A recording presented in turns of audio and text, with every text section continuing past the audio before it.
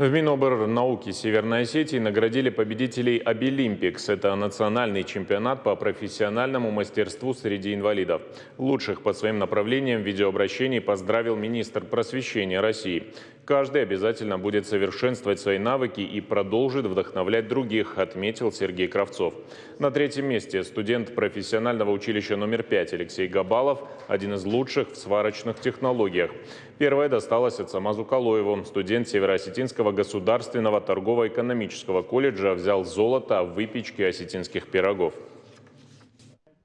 Мне с детства нравится готовить, выпекать хлеб, пироги.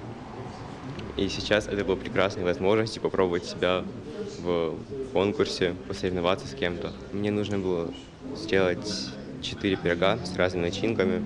Там пирог с тыквой, с мясом, с листьями и с картофелем. Все ребята уже об этих достижениях знают, и для них это дополнительный стимул для того, чтобы осваивать еще глубже, еще шире те специальности, на которые они поступили.